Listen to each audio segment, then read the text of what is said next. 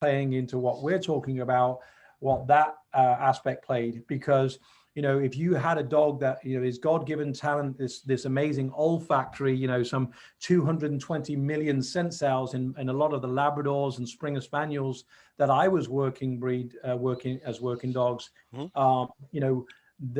they were certain proficiency behind that, but once this battery, this energy level in the dog went down, you literally saw the olfactory proficiency go down also. Yeah. And that was critical because, as that proficiency level went down because of endurance and fitness, so in some cases between 25 and 50% reduction in proficiency, because they're breathing, a lot more profusely, and therefore not using their olfactory the way it was intended to the fullest degree.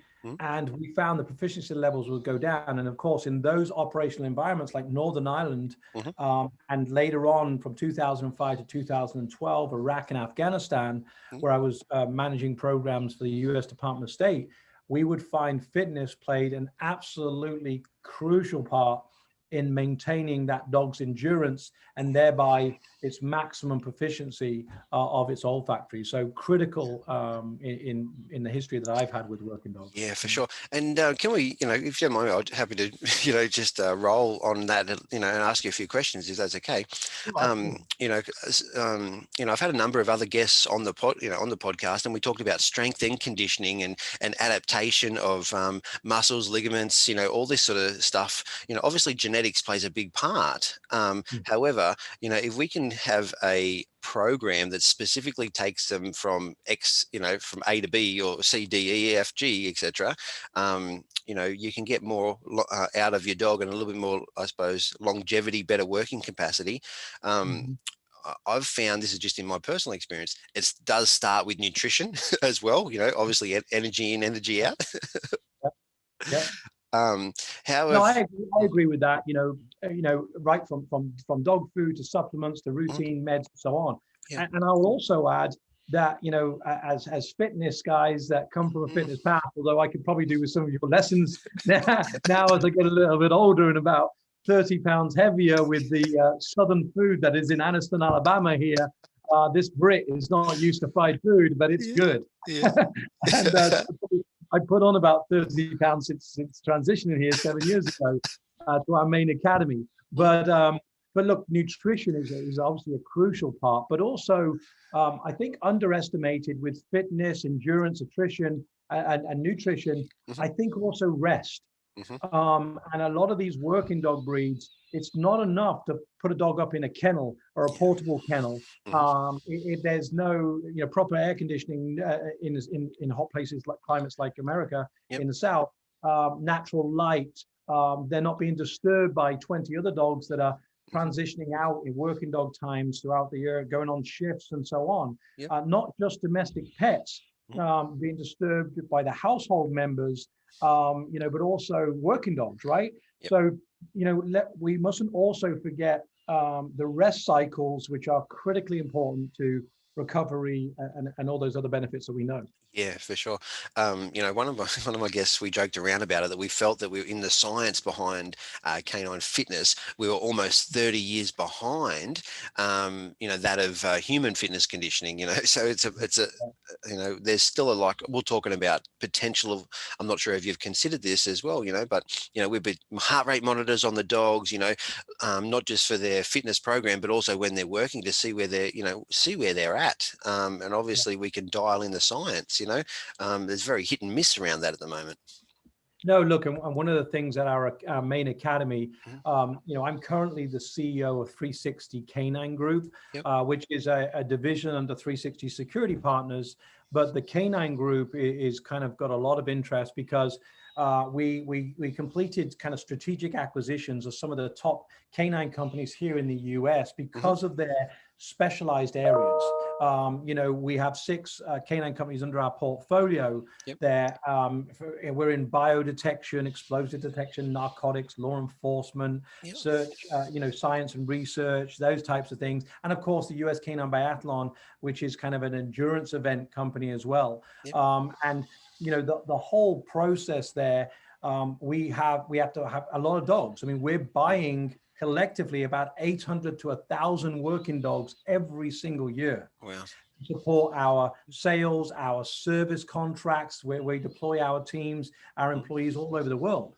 And particularly in the US, protecting arenas, stadiums, churches, casinos, establishments, military compounds, police compounds, et cetera, in a wide area of deployments. And one of the things that we have to support that essential procurement of working dog breeds is a breeding program. Yep. And our breeding program, we're one of the only commercial entities in the US of our size to actually have our dedicated breeding program, in particularly for Labradors, which are in high demand, not just because of their working dog, natural retrieving kind of instincts, natural traits, working dog traits that we all know and love so well, but they're also, as a floppy-eared dog, that has been the #1 domestic pet in Europe for probably 20, 30 years.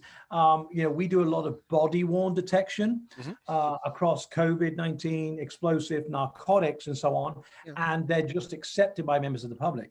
And our breeding program has to go into a lot of complexity with regards to socialization, endurance, conditioning, and training, and nutrition plays an unbelievable part. Respiratory rates, conditioning, and so on. And even environmental noise is playing a part. We have a $20,000 PA system that takes these dogs on an audio journey because we've got to condition them for truck brakes going off, or trains coming in, or loud tannoys, or fireworks going off at an arena or stadium. I mean, gunfire, explosions in Iraq and Afghanistan, where we're deploying teams. So we absolutely, at the breeding program level, monitor. We have a program management system that captures all the data sets, and endurance module is critical to that. It's funny, and look, it's super interesting, and it's my jam. I get excited. We're talking about this stuff, but about just on that, so this is just a personal thing. It was about 10 years ago, I imported some KMPV Dutch Shepherds and Malinois from Holland, right, to Australia. Absolutely loved them. They were great for me at the time. We'll send them into the prisons, the police. They were quite great dogs. But you know what? I've still got friends that are trying to give me hey, you gave me this. I'll give you a puppy. I said, no, mate. I got kids now. I got GSP. I got GSPs. We do totally different stuff now. Absolutely. I hear you. And look, we use a variety of working dog breeds, and it's not to say that, German Shepherds and Belgian Malinois and Dutch Shepherds and so on aren't unbelievable detection dogs, because we use them mostly in our cargo companies to screen cargo. They're very versatile and hard-headed and all those things in a very busy environment. And their fitness levels, especially the Belgian Malinois, are off the chart. I mean, they're natural athletes right from birth, with energy levels to die for. Sometimes too much energy levels, right? But we also use Labradors and Pointers and Springer Spaniels and those types of working breeds as well. So I think there's a good blend. I will tell you that in the working dog industry, we've already talked about the importance of a good endurance base, because of the olfactory and proficiency levels, which have to be maintained. And I will tell you that we spend a lot of time with our body-worn detection program, our vaporwave program, which is kind of well known around the world, because these dogs are searching. We have the heart rate monitors on, and we have the trailer monitors that tell you what distance the handlers have traveled. Because we're constantly screening thousands of people, pedestrian traffic flows going into arenas and stadiums and airports, we actually monitor, and our handlers on a 4 to 6 hour deployment on a day, obviously with multiple breaks, etc., can go anywhere from 11 to about 20 something miles. Wow. We've had recordings at one of the CES Las Vegas conference shows where the teams are just busting it. So not only do the dogs have to be athletes, but also the handlers have to be athletes, and we have to consider that. And one of the things that we do to build what we call the search endurance is we have roading programs and treadmill programs in the first instance. Our treadmill program, you've got to make it easy for working dog groups. So each one of our kennels, which have 30 runs inside them, and we have over 150 run kennel system here, and typically about 80 to 100 dogs training at this location, and in our Florida, in Anniston, Alabama, and in Florida, our New Smyrna Beach law enforcement location, which houses Southern Coast Canine and Coast to Coast Canine, we have over 100 dogs there. So in daily training, the 360 Canine group has got over 250 dogs in training. And that's a lot of dogs. And not all of them are on advanced endurance programs and fitness programs, but our body worn detection program is. And when they come from our breeding program or they've been procure selection tested, they will start off with a 1 mile roading program, and they will progress up to 7 to 9 miles on a cycle. And we use golf carts. We put frames on the golf carts so we can have 6 chain points or 4 chain points, whichever we want. And literally early hours of the morning, kennel staff that are part of the roading crew, they will work a shift from 1 a.m. till 11 a.m. And what they will do before the trainers already come in for the day is around 1 till 4, 1 till 5, they'll take the groups out for body worn detection, put them on the roading points, and they will literally drive them around our 320-acre facility here. And they love it. They absolutely love it, and start to build up their endurance. It's a spectacle to see, but it gets to the point where these guys are coming to work, you let the dogs out the kennels and they go to their own chain point. Awesome. It's unbelievable, isn't it? Like I incorporate drag work, so like a weight pull harness, and then we drag chain, for a lot of my clients. But obviously we're only dealing with one dog, at a time. Of course. We got 2 golf carts going with 12 dogs out on the ground as well, and they just absolutely love it. And what's interesting is you see, you can position what dogs are strong and what dogs are weak, right? Not just from a fitness perspective, which will bring on, you're always training from a visual perspective. The person driving the car has a lot of responsibility. It's not just put them on and grind them down. There's actually a science for this. And you need to capture that data points, and you need to do all your health checks and your pad checks and all those good things, because it's critically important. You don't want to injure or cause any heat exhaustion, especially in Alabama, which is why we do it early hours of the morning. But you can actually position strong dogs with weaker fitness level dogs. You can also schedule from an endurance perspective and a socialization. You can also put a nervous dog or a dog that's not quite the alpha. You can put him in amongst them and build that confidence and so on in him as well. And depending on what chain point you put them on, there's a different reaction. So there is a science behind it as well. Yeah, for sure. And just on that, if particularly obviously, depending on what you're working on in regards to, building that endurance. So, they have to, or the driver of the cart has a schedule of these dogs must go at 9 miles per hour. I'm not familiar with, I'm normally kilometers, but these dogs have to go for X amount of distance at 9 miles an hour, and these dogs have to go at 12 miles per hour at, for this X amount of distance, and you group them together like that as well? Typically when they're coming in, it's all about search endurance. So before they'll go onto the roading program, they'll actually go through treadmills. In each individual kennel block, we have dedicated treadmills for the dogs. And what less is more, in the sense of, rather than have a specialist that's going and taking time to leave the office, go down, select a dog, put them on the treadmill and so on. What we do is our kennel technicians that are working, typically we have a ratio in the kennels of 20 to 1. So there's a kennel technician, somebody that's looking after the dog's canine welfare, cleaning the kennels, feeding, medication, and actually also the early stages of fitness on a treadmill, because it can be controlled and we can train that person. Yep. We have treadmills in each of the kitchen areas on inside each of the kennels, because, you know, if you can make things simple and not time consuming, Yep.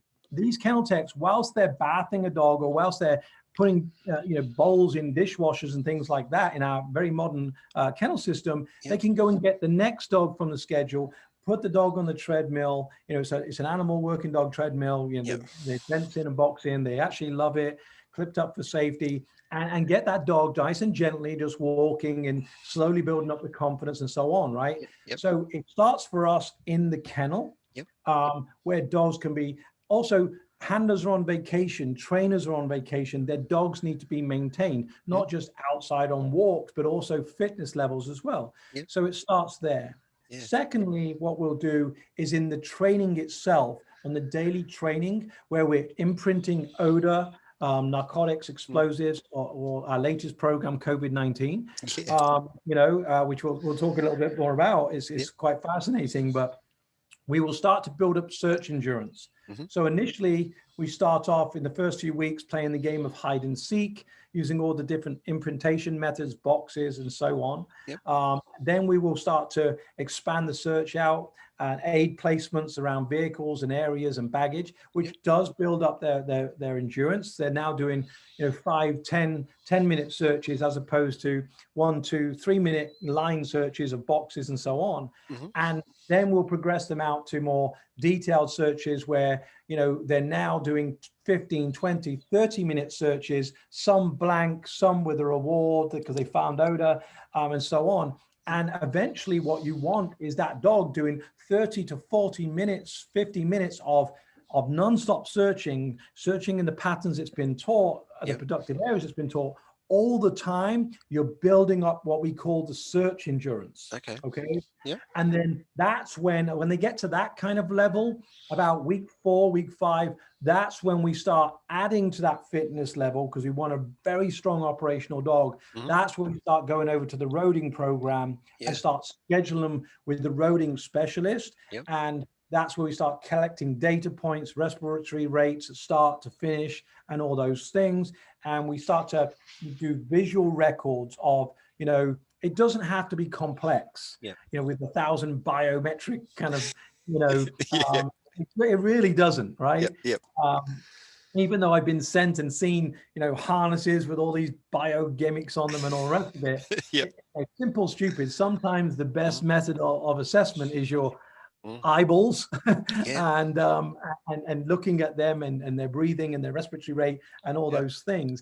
And that's how we then start to build up and then increase the distances. Now what happens in the latter part of their training, which could be week 9, 10, 12, 15, depending on what disciplines they're being trained on, what happens next is you've got this dog team going out in the morning doing 30 to 40 minutes on the roading program, or an hour, up many miles, then going back to the kennel to rest for a few more hours. Then the trainer's coming in and start taking it out and so on, or he's put on a student who starts to go through the class with him and go on another 7 weeks journey. So you can imagine, once this dog has completed 3 or 4 months of this, he has been whipped into a boy at the day one of the army to a fighting machine that's deploying to Iraq or Afghanistan at the end of it, and is ready to take on the world. For sure. So I often for sure. I often joke around about Bella. I have this imaginary dog, and she's a Labrador, and she's Bella, and she's very typical, like a nonna, just very very very overweight Labrador. I always sort of joke around about that, and she's once they've gone through this program, they're no Bella anymore. Look, in search endurance is the world that I'm in with working dogs. It is a critical part, because the biggest part for us in any working dog, especially where there's hazards at the end of the search, i.e. firearms or explosives or now COVID-19 with our bio program, I will tell you that the proficiency of a dog and how proficient it is depends on many factors. Yep. You know, how well it's been trained, sustained, how the rest cycles in its kennel, the fitness, endurance, and all those things. But I will tell you that on my travels in Northern Ireland, Iraq, and Afghanistan, fitness played an absolutely critical part of the successes that I've had with my various working dogs, with keeping me alive with some real devices out there. Yeah. Look, and it's I think it's, you know, for me, you know, from a private, you know, a small private operator, if you like, you know, having yourself and you know, I was talking about, you're talking about treadmills. We had you know, Nick from Dog Runner on the treadmill from Belgium, you know, talking about his model of treadmills. You know, just in, you know, having these conversations and putting it out there for the podcast listeners, is, you know, all it takes is just one little piece of education, and people are like, yep, you know, obviously you're running a very large commercial facility. You know, if you look at your small law enforcement agencies, you know, they've probably got, you know, from 1 to 10, you know, dogs. So, but they can still incorporate this into their daily routine, and you know, often they get really confused. Say, I need to do my bike apprehension work, I need to do my scent work, I need to do my obedience, I need to, you know, go out on the road. Where do I fit this all in? You know. And that's a great point, because one of the things is the bonding between a handler and its dog. And, you know, I think one of the things that I've seen on my travels in the working dog industry is that sometimes even the most experienced dog handlers from the military, from law enforcement or commercial entities, they forget that it's a game of search for the dog. It really is a game. You know, that they're searching for for reward and our praise. Like our domestic pets are. They want our contact, our praise, and our reward. And sometimes people forget that endurance and fitness, and, you know, taking these dogs for challenging walks or through streams and leading onto the biathlon kind of ideas and concept, it's not only a great fitness for the dog, but it's also a bonding experience. That there's a reward there that's continuous, because it's alone time with dad or with mom, and it's our bonding time because we're both doing fitness, we're seeing the big outdoors. There's all these smells for my olfactory. From a canine perspective, it doesn't get any better, and I think we have to take that into account as well. For sure. And just on that, you know, I suppose let's jump into, you know, US Canine Biathlon. I know that we've spent a bit of time, you know, talking about fitness and you know, the stuff that you do there. It's amazing. You know, how did the US Biathlon sort of just pop up? You know, I think it's a fantastic concept. But yeah. Look, I founded it in the US in I want to say about 7 years ago, and you know, working dog travels and so on. One of the things I found operating around the world is that the individual agencies, whether you're in the domestic pet business, whether you're in the scientific working dog research area, whether you're in the operational deployment, you know, military canine, police canine, search and rescue, and all these different areas, they're all passionate about canine, but they never speak to each other. They really don't. They almost keep in their cliques. Okay, I'm a military dog handler, and what do all you know? I'm a law enforcement dog handler, and I'm seeing stuff every day on the street. And you know, we get this, and you know, right down to, you know, search and rescue, sporting world, you know, trials and so forth. We have all these fractions, and then the domestic pet owners that think we can't be any part of the working dog community, and it's a big misconception across the canine industry as a whole. And one of the things what I did when I was in the British military is I took part and had some success in kind of similar endurance events in both Northern Ireland and the UK. And I remember way back when, and this is when I was in my 90s and I actually could run and could compete and could win these events. That could not happen now, unless there was a bottle of Jack Daniels at the end of it to motivate me. But I will tell you that one of the things I noticed was they were the only type of events that cut down barriers between organizations, between military forces from around the world and so forth and so on.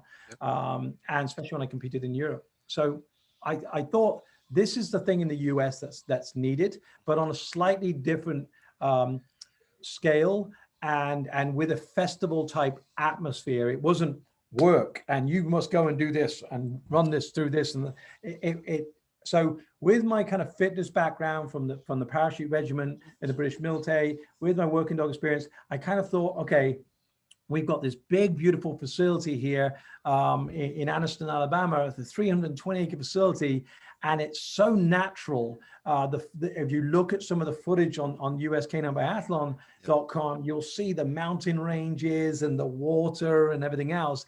And I was already a fan of Spartan Race and Tough Mudder events, but one of the drawbacks from those events is I found that the obstacles were very modular, and they were set up, a week beforehand, and then they were taken down and moved to the next place because inevitably the amount of people that were coming through, they needed large open spaces and so on. And with a canine, you have to factor in a whole different type of obstacle, a whole different type of course design. I had to pay huge consideration to when the water on the course was going to be, when the shaded woodland area was going to be. And I designed a 4-mile course, and it ranges from 4 to 5 miles. I keep people guessing. One of the things they ask me every year when they come, like, what's the distance? And I'm like, well, that'll be telling, Well, on the website it says 4, but then, it could be 5. I remember one year saying, and the course distance is officially 4.6 miles, and everyone going, but keep them guessing. That's the fun part, So, but to design a course like this, I wanted natural obstacles.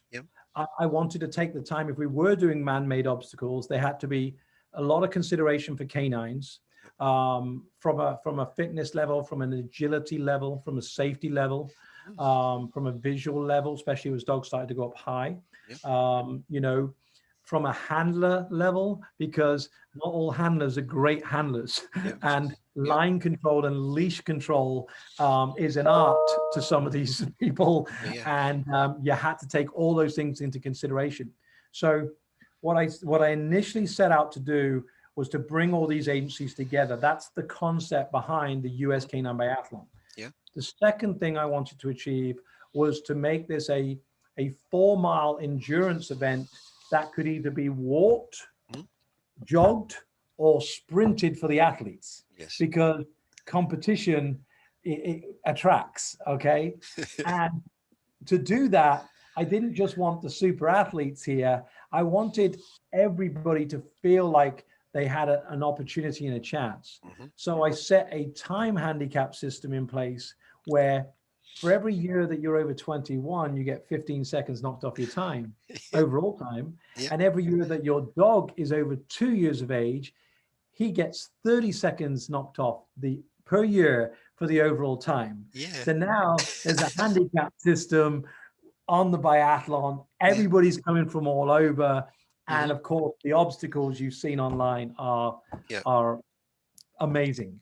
For sure. And I like the fact, obviously, you mentioned it, you're looking to make it inclusive. The other thing, being an Aussie, you mentioned a number of times on the website, beers afterwards at the festival tent, having that festival atmosphere.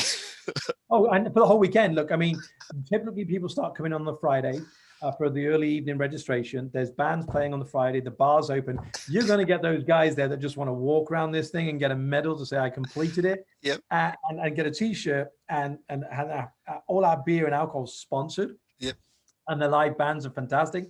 But there'll be about this May, the 15th and 16th of May is the weekend for the summer event. And then we have a fall event, which is typically around the Halloween weekend, and which is fancy dress, costume for the dogs and the handlers and so on. But I will tell you that this summer's event, there'll be about 70 to 80 RVs. There'll be about 200 tents camping on site on our facility, and we'll sell out 4 or 5 hotels. Awesome. And so just a question, so obviously it was postponed, bloody COVID, last year. So have you rolled those tickets over this year, or how is that's exactly what we've done. Actually 1,300 have rolled over. So 1,300 dog teams have rolled over. Yep. And, I see the stats every day that every day there's 20, 30, 40 more contestants that are coming through. Yep. And again, it's sort of all ages. The youngest person to ever complete our 4-mile biathlon is young Priscilla, 5 years of age, with her father. And the eldest is a 76-year-old woman that completed it. Yep. I will tell you that 3/4 of all contestants that come through and take on this challenging course are women. Yeah. The men are totally outshone. And I will also tell you that we interview a lot of people that come over the finish line from military, law enforcement, clearly some that are athletes that are coming to compete for this event, because there's medals and prizes every category, from domestic pets, female, male, children, to police, to military, to search and rescue, and so on. And I will tell you that some of the interviews post biathlon, when they're covered in mud and they're exhausted, but they've had the time of their life, and the bonding experience with the dog is second to none. Some of them are avid tough mudder and Spartan races, and they will say, and I will tell you this also, it's tougher. It's tougher than those events because the obstacles are natural. They're fixed and made in place, which means they can be higher, they can be deeper, they can be longer. And you're also handling a dog to negotiate these obstacles as well. So it's a real tough time, but the sense of achievement when you come over the line is phenomenal. Yeah, for sure. And it's not like, like it's with the emergence of those other obstacle course racing in the, it's a great just addition, and for people, that, I'm not sure, I haven't had a look at your whole obstacles, but,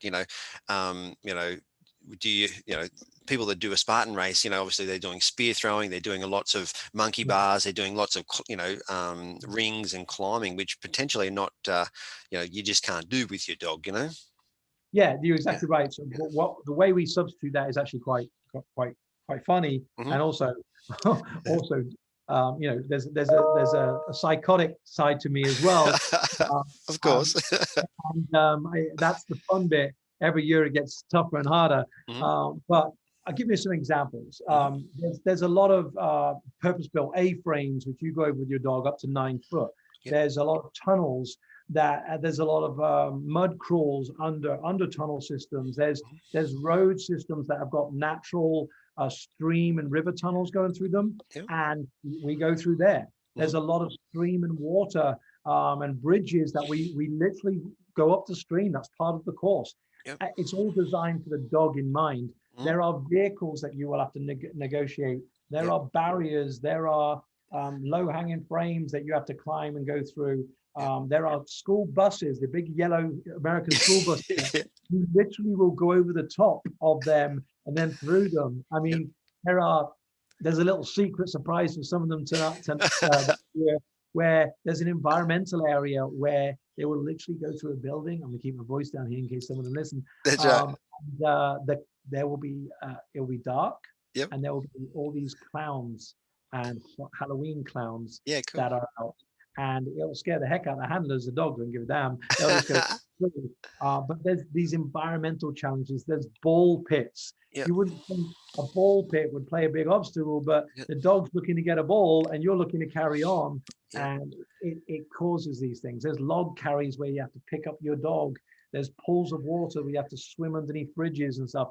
It's pretty damn cool. It's a fun, challenging event, whether you're walking it and resting between every obstacle, or whether you're competing at the highest level. For sure. And with these, these surprise pop-ups or the ball pits, for instance, spending a little bit of time and like just have the dog, pre-exposed or the best you can, obviously sometimes if you don't know what's coming, and just have a bit of time conditioning it out in the real world, We get asked that all the time. The number one question is, what can I do to prepare my dog for this endurance event? And our typical answers are, first of all, stop, start, interval training with your dog. Okay. So take your dog on a walk. you break into a jog with the dog, and then you go back into a walk. Yep. You know, that interval, like we know from fitness, which gets the heart rate going up and then heart rate going back down. Interval training is a big thing. Environmental conditioning, not just on roads, but over grass and over mud and over wooded terrain. Vary the types of terrain that you're walking and jogging on. Start to increase the jogging distance. Then start to do natural obstacles, you know, getting them jumping over logs that have fallen on the ground, or up steps, or, you know, lifting them over barriers and over walls, and then climbing up together as a team, and then praising them at the other end. Going through tunnels, starting off with a little paper tunnel where he can literally take 1 or 2 steps in and see daylight at the other end, and then progressively, you know, even the size of the tunnel, you can just cover it with a flap at the end so it's dark. Now he's going into a dark tunnel with no end, but you're encouraging him. He's out in front, and then all of a sudden the reveal and praise and all those things. So absolutely, you know, taking this dog on a gentle, progressive journey is critical. Yeah, because, you know, whether it's you know, a working dog or a pet dog, sometimes they're just not exposed to these things, you know. So you know, so you know, from, you know, for listeners out there, you know, I'd encourage them to, you know, obviously you're looking to, you know, in May this year, you know, just to get out there and you know, expose as much as you can. 100%, and the bonding experience in doing so. A lot of you know, one of the biggest comments of praise about our event, not just the atmosphere, because we're all dog people, and if you've never seen over 1,000 working dogs of all different breeds, shapes, and sizes in one place, it is a spectacle. And people say, well, how many dog fights are there? Do you know what? I tell you, year after year, there's none. Every now and again, there's one because of some little thing that happened. But I will tell you, the pack mentality of even the toughest, biggest, baddest dogs, when they see 1,000 other dogs, they're like little tame sheep. Holy shit. But there's things you can do with, you know, signaling with it. We put red scarves on those that are, you know, environmentally not friendly towards other people. There's military working dogs there as well. So we keep safety in mind throughout. But to your point, and the point I was trying to make was the bonding experience of just taking your pet at home, where you normally let out in the back garden for 10 minutes every day, 3-4 times a day, or you take for a walk in the morning and not at night, or the afternoon, or both, for 10-20 minutes, and think that's enough. Getting out there and deliberately going to a new area, a new woodland, and going on an extended walk and breaking into a jog and a run with that dog, it's so much fun for the dog. He's so excited because now you're in his world. He's not restricted by a collar and a chain anymore. The bonding experience you can get by going out and doing some endurance work and some basic fitness and jumping over and negotiating a tree stump, for example, together, priceless, absolutely priceless. Yeah, for sure. Yeah. I suppose this, you know, in your opinion, where do you see these type of, you know, US Canine Biathlon events? You know, do you see they're gaining more traction, more popularity? Look, I'd love to kick off a couple in here in Australia, you know, but, you know, do you see them making traction and more people sort of, you know, jumping on board?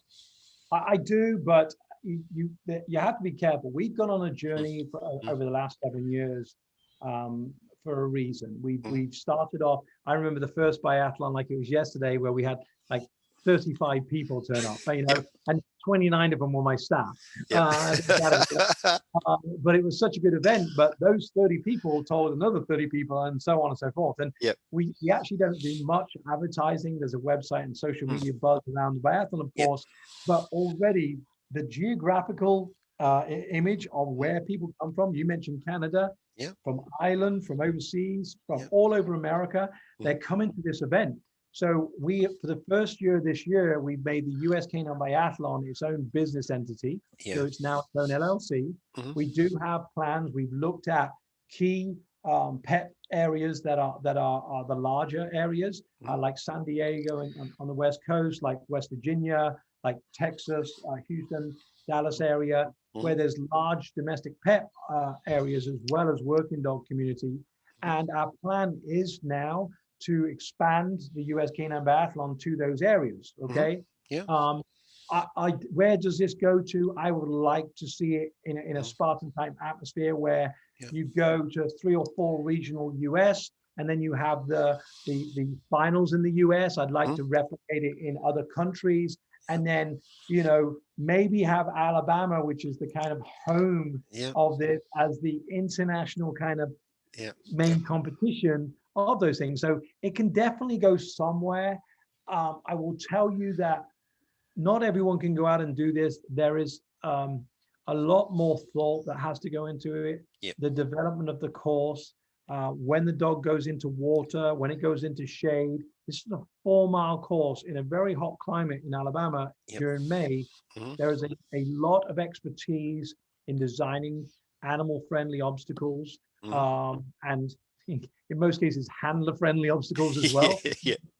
There is a lot of logistics, veterinary support on hand, mountain fire and rescue on hand, veterinary nutrition and so on. There is a lot that goes into this. Strategic water points. There's testing that has to go on in the waters, because in the rivers and streams, environmental testing, because we don't want the dogs that don't know any different drinking that water if it's contaminated and all those things.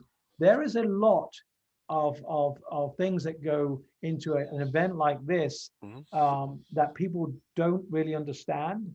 And that's why we've taken a very long pilot program, if you will, the last 5 or 6 years before making the decision to say, okay, this is now, we are now kind of subject matter experts in this area through trial, tribulation, and understanding and fixing and repairing and so on, and lessons learned. And we're ready now to take this on a higher level. Yeah, fantastic. Super, super exciting times. There's no doubt that, once, like, I don't think even we're allowed to travel to the US at the moment, but, there'll be a trip to the US for this young Aussie. I tell you what. You have to. And look, and combine it with one of our obedience training courses or something like that at the academy, because they're 2 and 4 weeks duration, and you may as well make the most of it. That's exactly right. Bringing that community here to this academy, you can get in that many dog nuts from all areas coming together, and the bonding experience because of a fitness event, an endurance event for canines. Second to none. Absolutely second to none. Fantastic. So like I said, that's in May. So just confirm May the 15th to the 16th. People start coming to the academy on the Friday the 14th. Some actually come the week, Wednesday and Thursday, to acclimate their dogs. They're that serious. And some just come to help me set up the beer tent and the beer and the bar. But yeah, look, it's a festival type atmosphere. It's an extremely challenging course, but if you want to take part with 1,000 other nuts, dog nuts, and take on this course and test the bonding between you and your dog, you will not be disappointed. That's why it's grown twofold every single year. And our listeners out there can get on the website to find out some more. US Canine Biathlon, canine spelled out. US Canine Biathlon.com is where they can find out more information. And if they're interested in our larger group and some of the stuff we've got going on, especially with biodetection, COVID-19, 360k, the number 9.com. Yeah, fantastic. No worries at all. Look, Paul, it's been a pleasure, and look, I won't keep you any longer. I really appreciate your time.